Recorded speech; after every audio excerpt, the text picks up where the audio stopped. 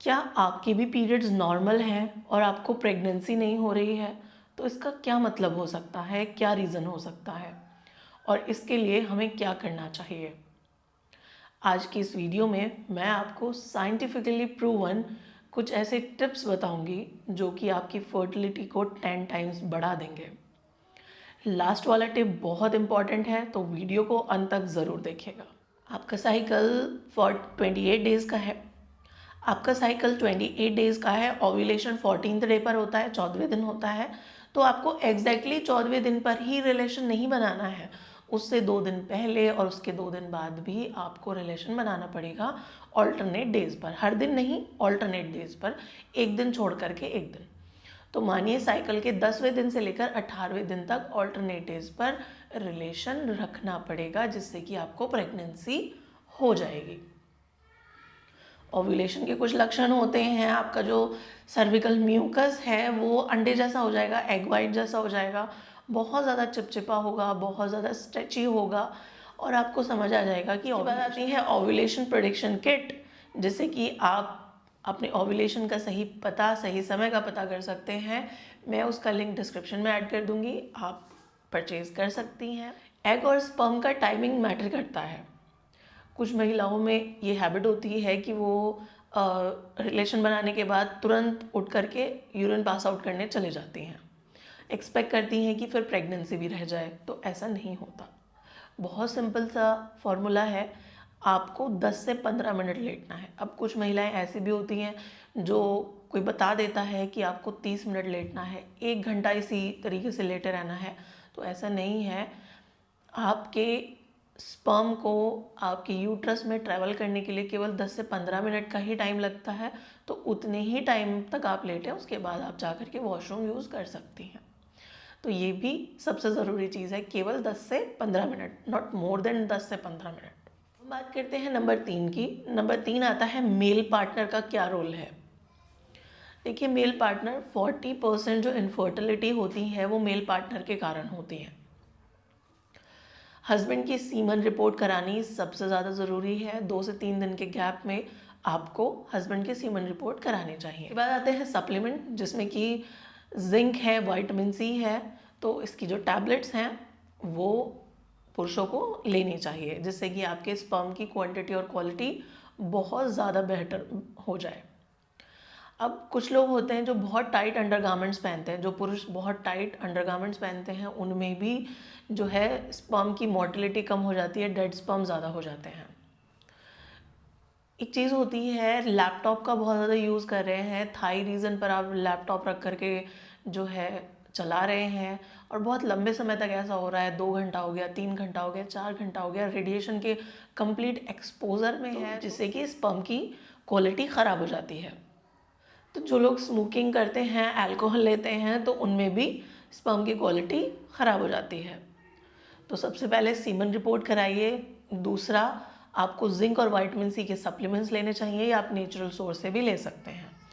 इसके बाद आता है, आपको टाइट अंडरगारमेंट्स नहीं पहनने हैं और कोई भी लैपटॉप हुआ, मोबाइल हुआ, उसको रेडिएशन के एक्सपोजर में बहुत देर तक नहीं रहना है। लाइक थाइस पर रख करके लैपटॉप चला रहे हैं और लगातार चला रहे हैं 1 घंटा, 1.5 घंटा, 2 घंटा, तो वो चीज़ हार्म करती है। नंबर 4 आता है ट्यूबल ब्लॉकेज टेस्ट। यदि आपके एग की क्वालिटी अच्छी है, हस्बैंड के स्पर्म की क्वालिटी अच्छी है, फिर भी प्रेगनेंसी नहीं हो रही है, आपने जांचें कराई हैं तब भी प्रेगनेंसी नहीं हो रही है, हस्बैंड की भी, अपनी भी, सब जांचें करा रखी हैं, स्टिल आप प्रेग्नेंट नहीं हो पा रही हैं, तो हो सकता है आपके ट्यूब्स, आपके नले ब्लॉक हों।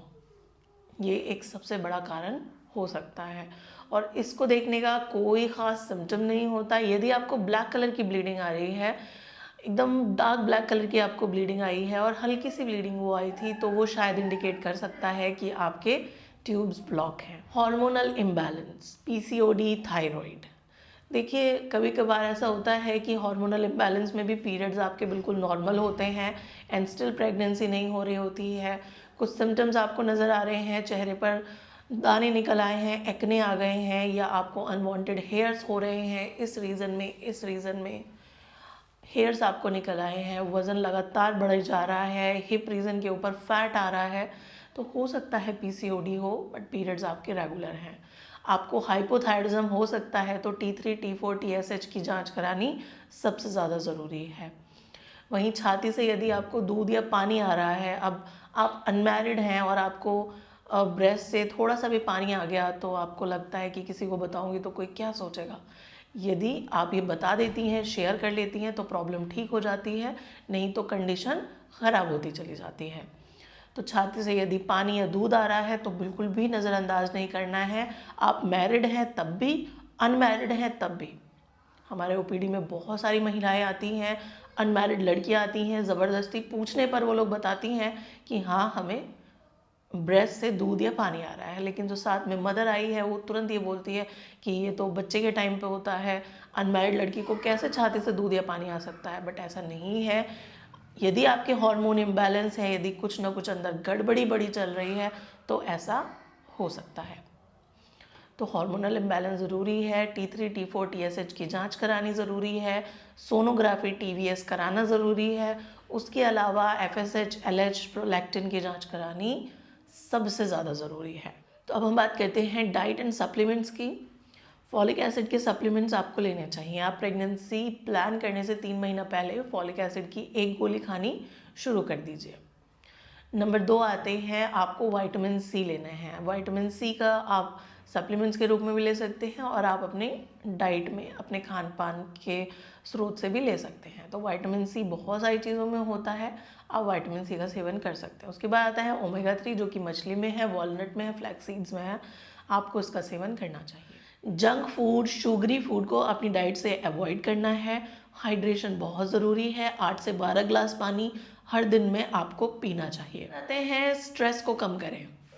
देखिए, relax mind, healthy body, early pregnancy, बस यही फॉर्मूला है। दिमाग जितना शांत होगा, बॉडी उतनी हेल्दी होती चली जाएगी और उतनी ही जल्दी गर्भधारण हो जाएगा। 7 से 8 घंटे की नींद, 30 मिनट की वॉक, 30 मिनट की एक्सरसाइज या योगा आपकी बॉडी को और आपके माइंड को बहुत बहुत हेल्दी कर सकती है। जिसमें कि 7 घंटे की नींद सबसे ज़्यादा ज़रूरी है। तनाव से दूर रहना है, स्ट्रेस से दूर रहना है। अब डॉक्टर को कब मिलना चाहिए, ये सबसे ज़रूरी टिप है, जो कि आपकी प्रेगनेंसी को 10 टाइम्स बढ़ा देता है। डॉक्टर को कब मिलें? यदि आप 6 महीने या 1 साल से अनप्रोटेक्टेड सेक्सुअल एक्टिविटी कर रहे हैं, आप अनप्रोटेक्टेड रिलेशन बना रहे हैं, 6 महीना हो गया, 1 साल हो गया, लेकिन प्रेगनेंसी एक बार भी नहीं हुई है, तो डॉक्टर को कंसल्ट करने की ज़रूरत है। उम्र 30 के ऊपर जा चुकी है तो डॉक्टर को कंसल्ट करने की ज़रूरत है, क्योंकि एग की क्वालिटी अब ख़राब होना शुरू हो जाती है, कम होना शुरू हो जाती है। यदि आपको कोई पीसीओडी पहले रह चुकी है, शादी से पहले आपको पीसीओडी थी, तो डॉक्टर को ज़रूर कंसल्ट करें। आपको थायराइड था तो डॉक्टर को कंसल्ट करें।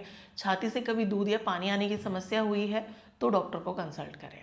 यदि पीरियड रेगुलर है, स्टिल भी प्रेगनेंसी नहीं हो रही है, तब ये आपकी फर्टिलिटी को 80% बूस्ट कर देता है जब आप डॉक्टर को कंसल्ट करते हैं। डॉक्टर आपको सही तरीके से गाइड करेंगे, आपकी इन्वेस्टिगेशन कराएंगे और प्रेगनेंसी के चांसेस नेचुरली बढ़ जाएंगे। तो इस प्रकार से आपकी प्रेगनेंसी के चांसेस बढ़ जाते हैं। तो डॉक्टर को कंसल्ट करना सबसे ज़्यादा ज़रूरी है। तो लेडीज़, यदि आपको प्रेगनेंसी में दिक्कत आ रही है तो टेंशन लेने वाली बात नहीं है। जो टिप्स मैंने आपको दिए हैं इन्हें फॉलो करें और आपकी जो प्रेगनेंसी है, आपकी जो फर्टिलिटी है, वो नेचुरली बूस्ट हो जाएगी। तो यदि वीडियो इन्फॉर्मेटिव लगी है तो वीडियो को लाइक करिएगा, शेयर ज़रूर करिएगा, ताकि और लोगों को भी हेल्प मिल सके। यदि पहली बार आप मेरे वीडियोस को देख रहे हैं तो चैनल को सब्सक्राइब ज़रूर करिएगा, जिससे कि न्यू वीडियो का नोटिफिकेशन सबसे पहले आपको मिल सके। मैं डॉक्टर हिना खान, गायनोकोलॉजिस्ट, मिलती हूँ अगली वीडियो में। तब तक के लिए थैंक यू सो मच।